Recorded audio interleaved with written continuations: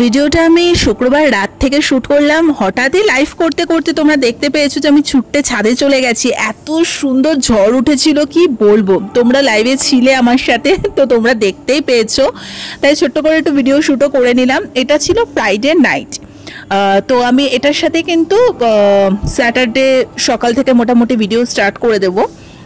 তো সকাল না, একেবারে সকাল থেকে আমি শুরু করব না, মোটামুটি এটা বেলার দিকে স্নান করতে যাওয়ার আগে আমি একটুখানি মুখে প্যাক ট্যাক মেখে নিয়েছিলাম।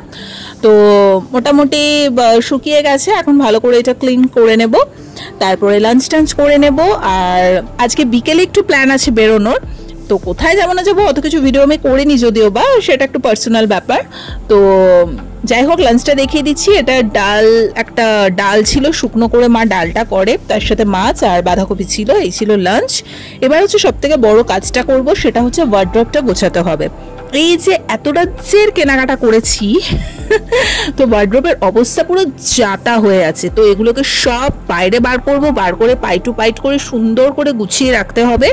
আপাতত কসমেটিক্সের পার্টটা আমি আজকে গোছাবো না, কারণ একসাথে দুটো করা সম্ভবই না।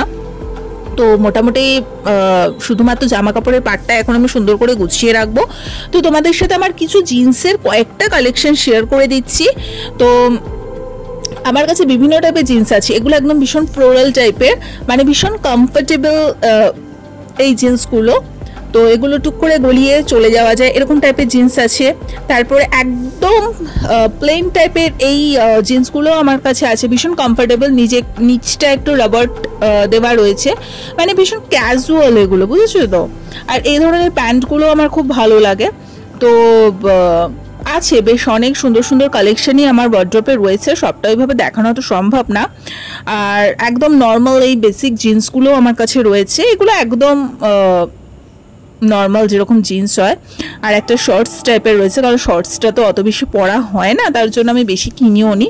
বাট ভীষণ সুন্দর কালারটা এবং খুব মানে ভালো। আর এটা মার জন্য নিয়েছি, এটা একটা প্লাজো টাইপের। কেন নিয়েছি সেটাও বলছি।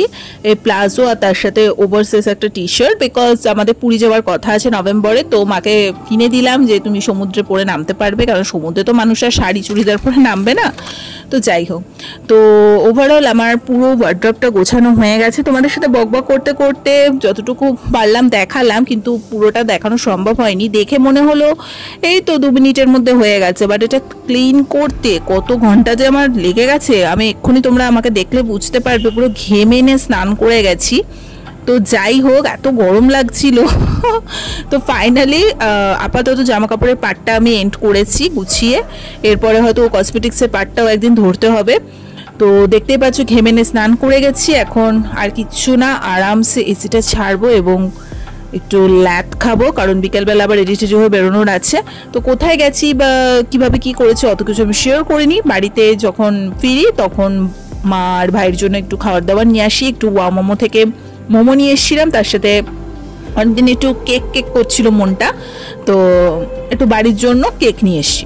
তো চলো, আজকে ওভারঅল এইটুকুই ছিল ভিডিও। যদি ভালো লেগে থাকে লাইক কমেন্ট শেয়ার সাবস্ক্রাইব করে দিও। আর বাড়িতে যখন ছুটি ছাটা থাকে তখন মোটামুটি এই ক্লিনিংগুলো করতে করতে টাইম কেটে যায়, আর সময়টা মানে কিভাবে চলে যায় বোঝাও যায় না। তো যাই হোক, চলো আজকের মতো এখানেই, টাটা।